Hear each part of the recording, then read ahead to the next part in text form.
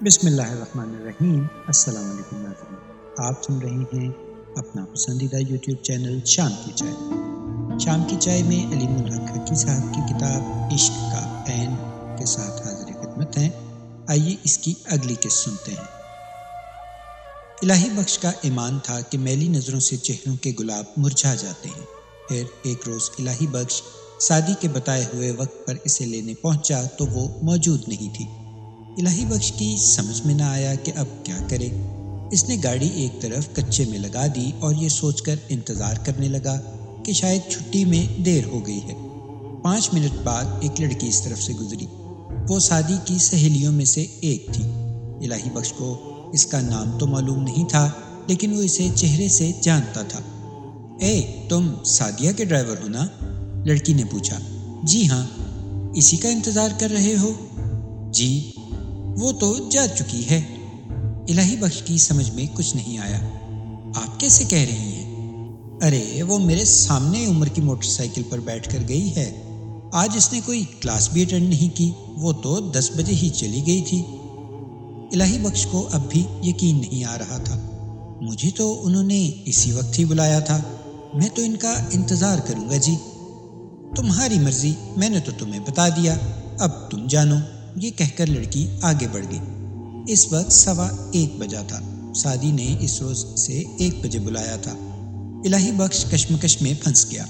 عقل کہتی تھی کہ سعدی جا چکی ہے، اس کی سہیلی کو جھوٹ بولنے کی کوئی ضرورت نہیں تھی، اسے واپس چلے جانا چاہیے۔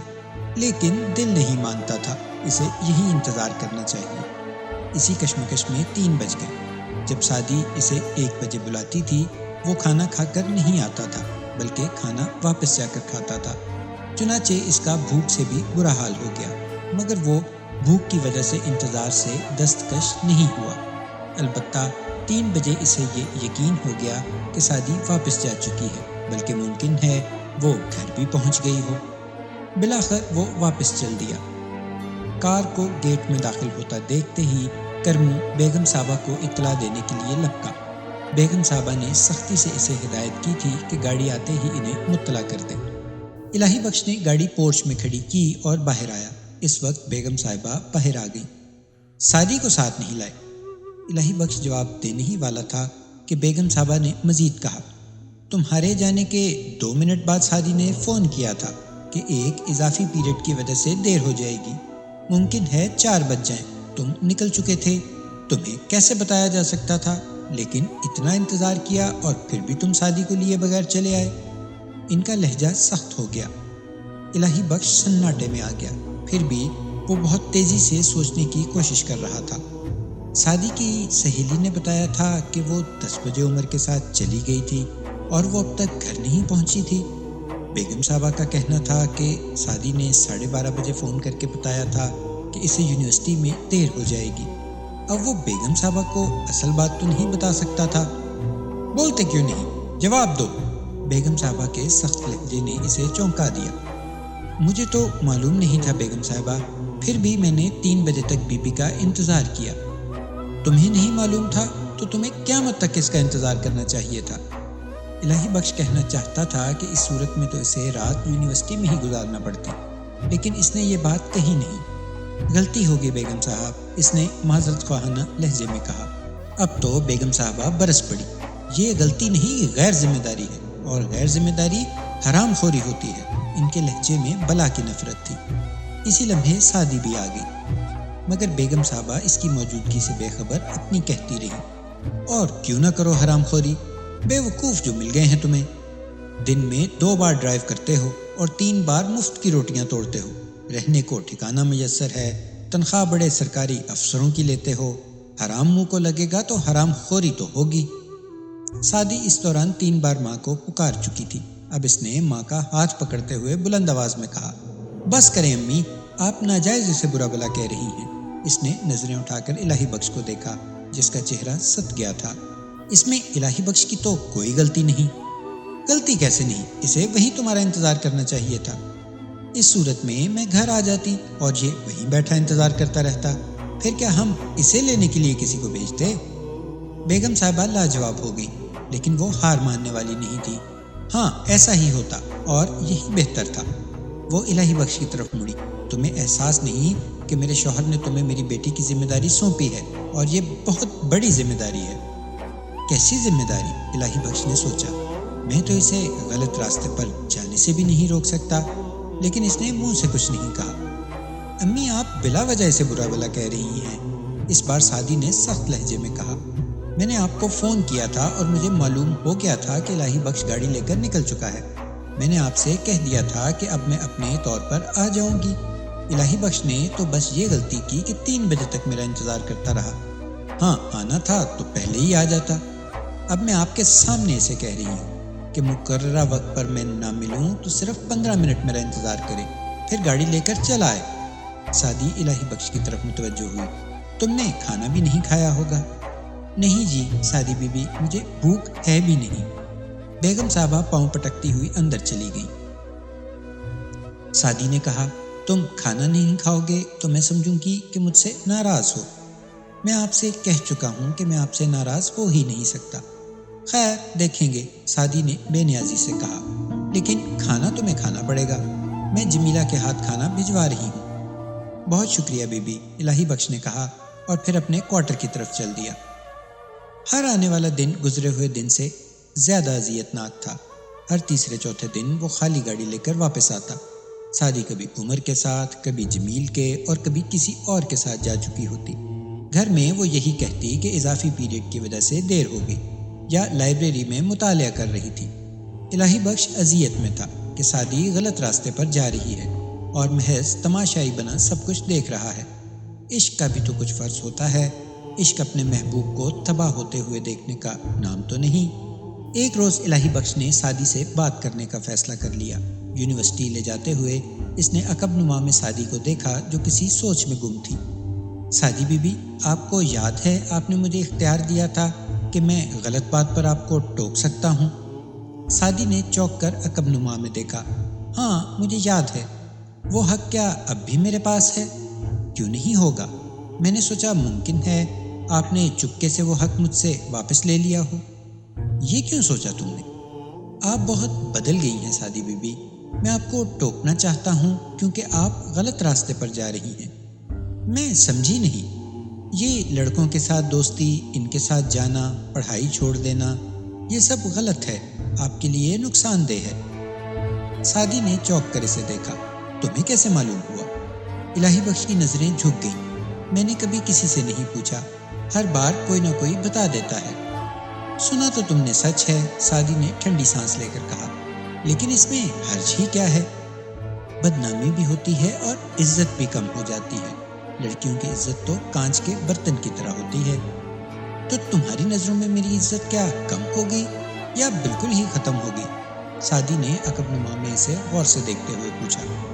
میری بات اور ہے سعدی بی بی، میرے لیے تو آپ اب بھی پہلے جیسی ہیں اور ہمیشہ ایسی ہی رہیں گی، بلند اور پاکیزہ۔ میں دنیا کی بات کر رہا ہوں۔ پھر آدمی محبت تو بس ایک ہی آدمی سے کرتا ہے، ایک وقت میں اتنے لوگوں سے محبت نہیں ہو سکتی۔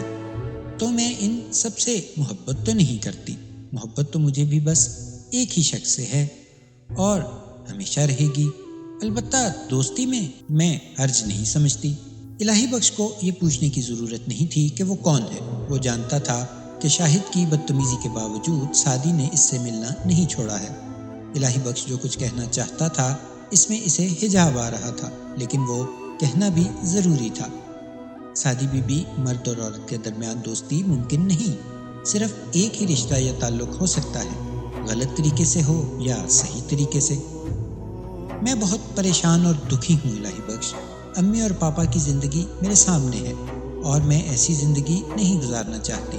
میں اپنی زندگی کا فیصلہ امی اور پاپا پر نہیں چھوڑ سکتی، وہ تو اپنے لیے بھی درست فیصلہ نہیں کر سکے۔ الہی بخش، یہ درست ہے کہ میں کسی سے محبت کرتی ہوں، بلکہ وہ کہتے کہتے رکی۔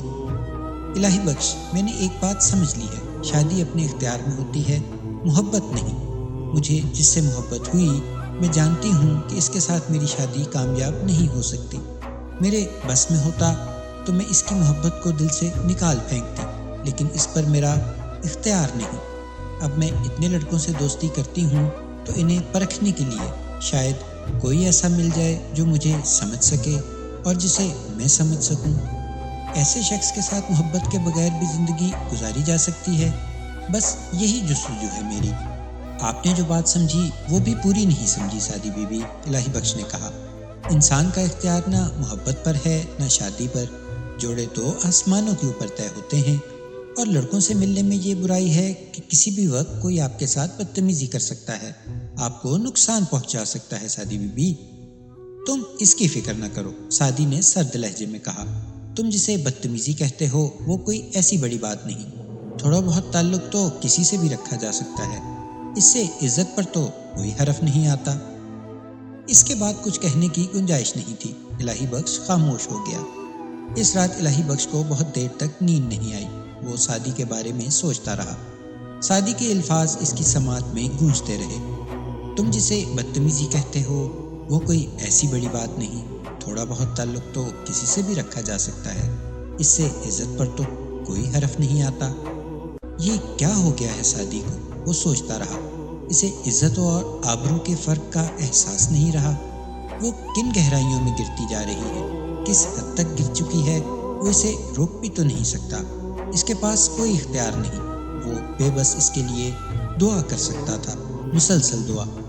اس نے اپنے دل کو ٹٹولا، وہاں سعدی کا مقام اور مرتبہ اب بھی وہی تھا، اس میں رتی برابر بھی فرق نہیں پڑا تھا۔ یہاں تو عشق ہے، اس کے دل میں کسی نے کہا۔ عشق کی عزت غیر مشروط ہوتی ہے، اس کے عمل اور کردار سے کوئی تعلق نہیں ہوتا، اس میں صرف خوبیاں اور احسان یاد رکھے جاتے ہیں۔ اس کے بعد اس کے وجود میں عجیب سی طمانینت اتر گئی، وہ بے فکر اور پھر بے خود ہو گیا۔ بہت عرصے کے بعد اس رات سعدی پہلے کی طرح اس کے پاس آئی اور وہ دیر تک اس سے باتیں کرتا رہا۔ اس کی سمجھ میں آ گیا کہ قربت کیسی کثافت پیدا کرتی ہے اور دوری میں کتنی لطافت اور سرشاری ہوتی ہے۔ وہ عشق کے عین کو سمجھنے کے مرحلے میں داخل ہو رہا تھا۔ پھر ایک دن الہی بخش کے لیے واپسی کا حکم ہو گیا۔ سعدی کے معمولات اب بھی وہی تھے، ہفتے میں 2 بار الہی بخش یونیورسٹی سے خالی گاڑی لاتا تھا، مگر اس کی اذیت ختم ہو گئی تھی۔ اب وہ راضی برضا تھا، شاید اپنے دل کا بوجھ ہلکا کرنے کے بدلے اسے سکون آ گیا تھا۔ وہ اتوار کا دن تھا، شیخ صاحب بھی گھر پر تھے، گھر کے سب لوگ کسی تقریب میں جانے کی تیاری کر رہے تھے۔ شام کے وقت کرمو الہی بخش کے کوارٹر میں آیا۔ بیگم صاحبہ تجھے اندر بلا رہی ہیں بیٹے۔ الہی بخش اندر چلا گیا۔ بیگم صاحبہ اپنے کمرے میں تھی، وہ سنگھار میز کے سامنے بیٹھی تیاری کر رہی تھی۔ زیورات کے کئی سیٹ مسحری پر بکھرے ہوئے تھے۔ الہی بخش دستک دے کر کمرے میں گیا تو انہوں نے پلٹ کر اسے دیکھا۔ آؤ الہی بخش، ایک کام ہے تم سے۔ حکم کریں بیگم صاحبہ۔ پھولوں والوں کی دکان دیکھی ہے نا تم نے؟ جی بیگم صاحبہ، وہاں سے گجرے اور پھول لانے ہیں۔ انہوں نے تفصیل سے اسے سمجھایا اور پرس میں سے 200 روپے نکال کر اسے دیے۔ ابھی لایا بیگم صاحبہ۔ الہی بخش پھول لینے چلا گیا۔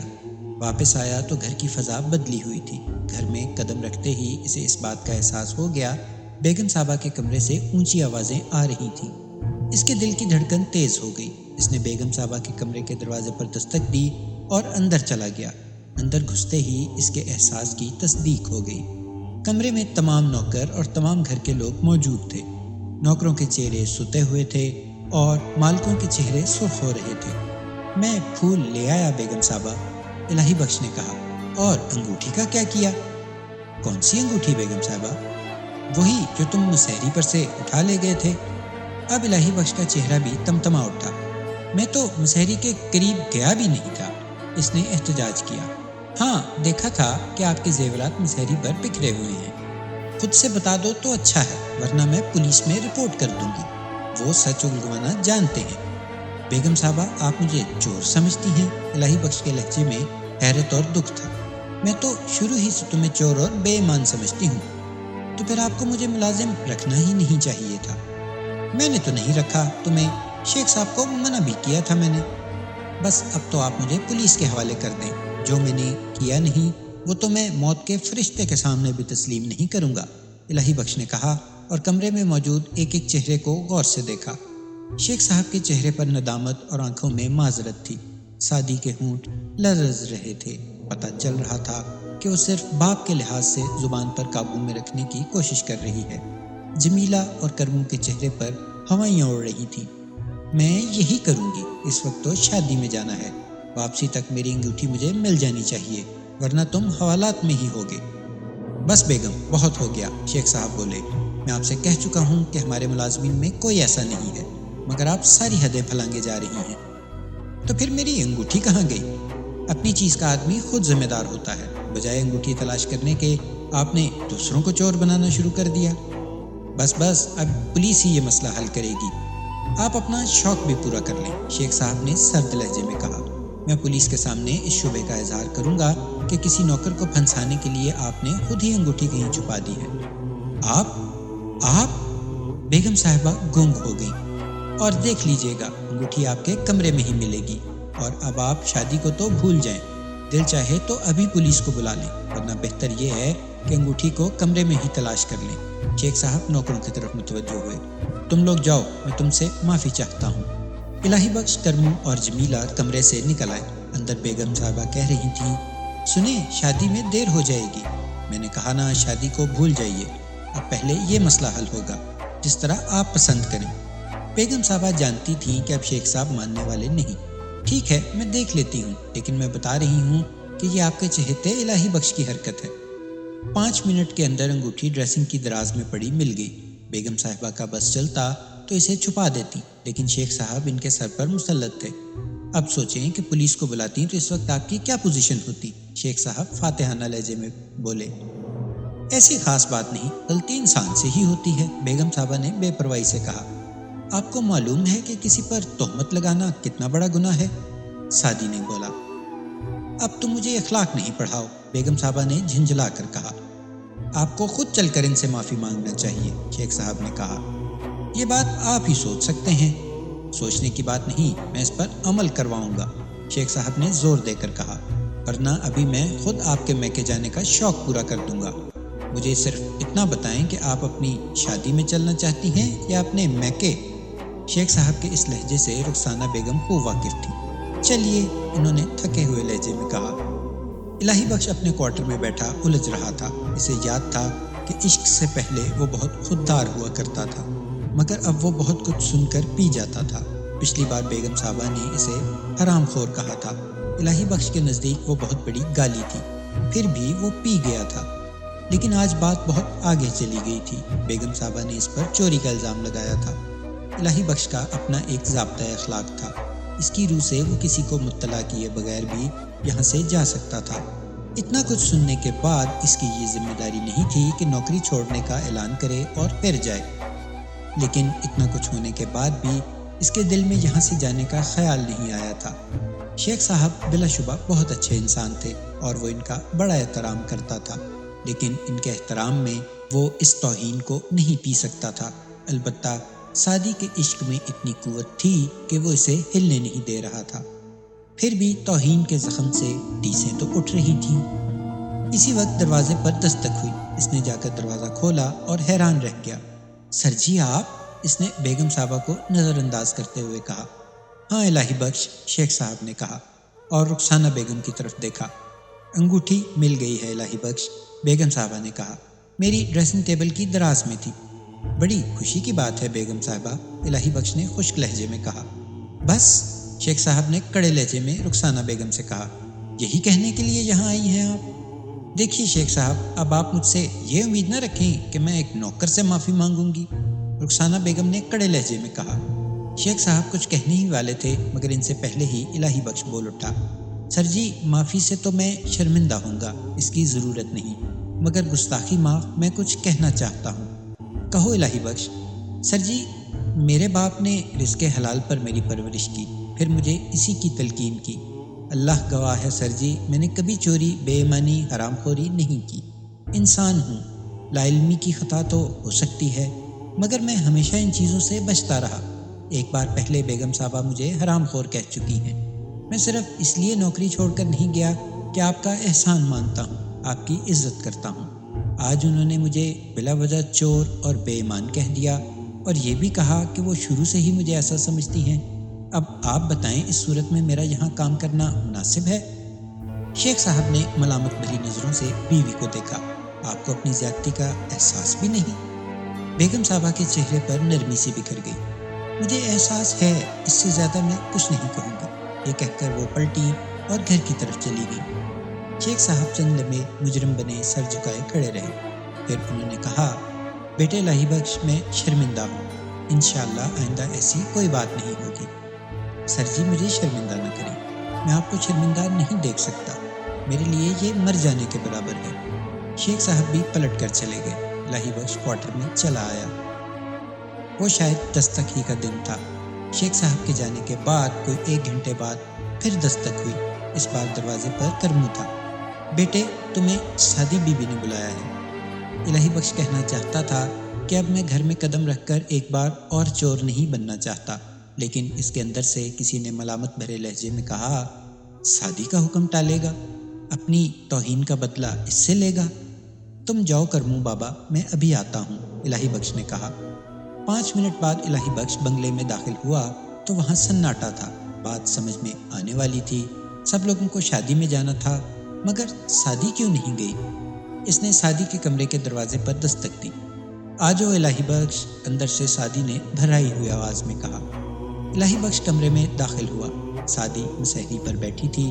اس کی متورم آنکھوں سے اندازہ ہوا تھا کہ وہ روتی رہی ہے۔ اسے اس حال میں دیکھ کر الہی بخش کا دل کٹنے لگا۔ یہ کیا حلیہ بنا رکھا ہے سعدی بی بی، اس نے دل گرفتگی سے کہا، اور آپ شادی میں بھی نہیں گئی؟ اتنا کچھ ہو جانے کے بعد جا سکتی تھی کیا؟ سعدی نے رندی ہوئی آواز میں کہا۔ کچھ بھی تو نہیں ہوا سعدی بی بی، دیکھیں میں تو دکھی نہیں بلکہ خوش ہوں۔